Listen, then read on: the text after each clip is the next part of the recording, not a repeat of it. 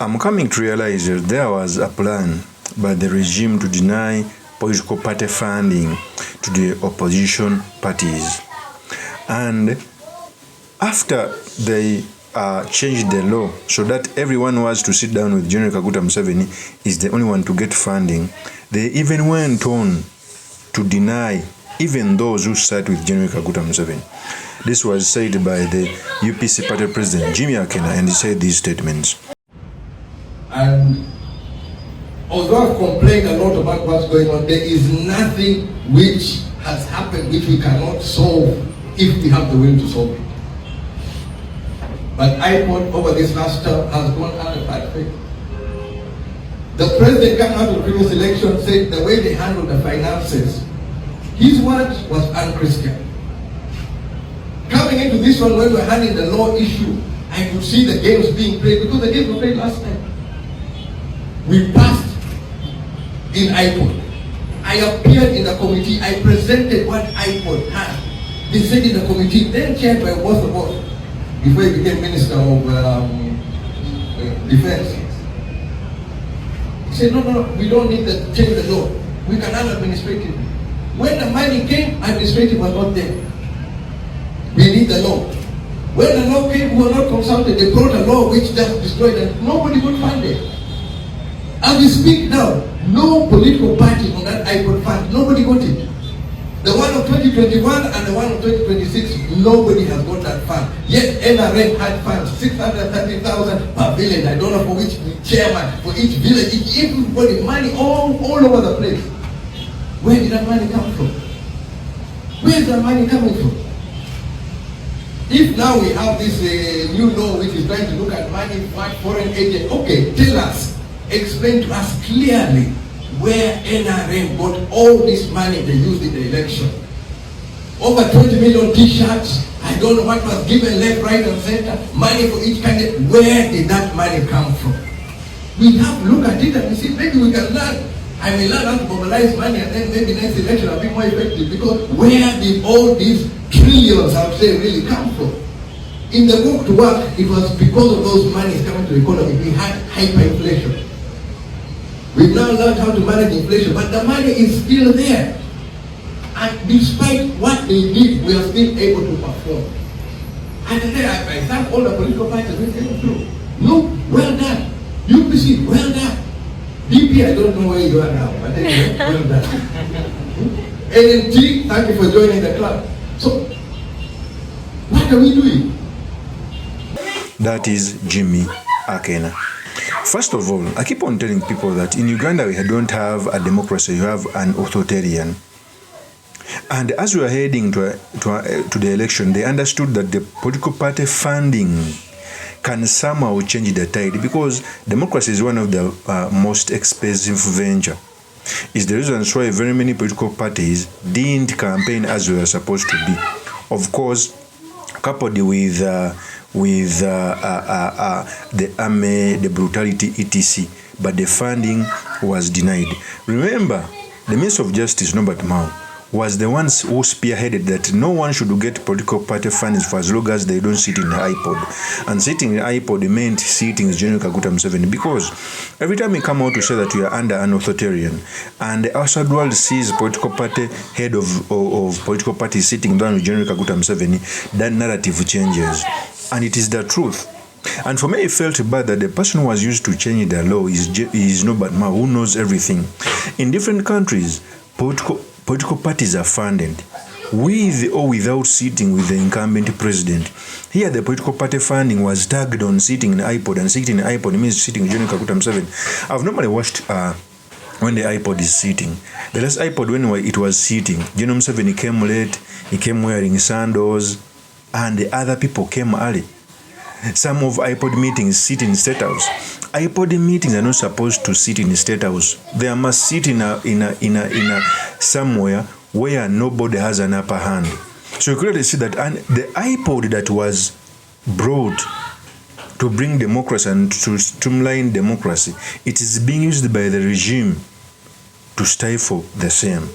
It is the truth. You cannot tell me that when the IPOD meeting is sitting, you take me to State House and somebody comes in in shorts, in opens, yet others came early. It is the truth. You cannot tell me it is an IPOD meeting when somebody is meeting you, you sit across like you are his children. Those are the things as to why the NUP, the biggest legit political party, was not going to join those plays until when the law. And of course, NUP needs the funding. So the purpose of this video, I've come to talk about the political party fundings, what it means for our politics, and most importantly, the sedimentaries we can learn from the politics of our nation. But before I do this, I want to let you know that if you're into this channel, please subscribe. If you're watching this video from a different platform, please head on to YouTube, type in Sula Mawagari. There's a lot of content of this nature. If geopolitics and economics is what you want, this will be definitely the right channel for you to subscribe.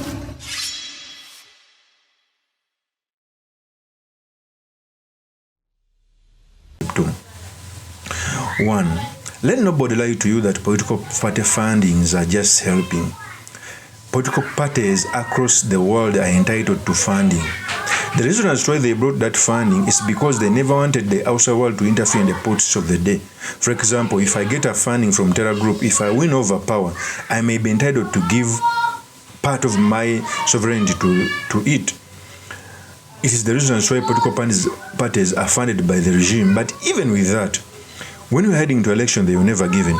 But also, I keep on telling my opposition parties, especially the NUP, the last election, very many people who ran on as MPs and LOC5 chairperson never got even a nomination fee. Some were able to be just helped by a quarter or a half. A political party like NUP, even if it needs to take a loan to sponsor your candidates, let it be. Because many of the constituencies we lost, of course, with brutality, bad manners with the police, the UPDF, but also some of the candidates never had the financial muscle to keep their votes. It is the truth.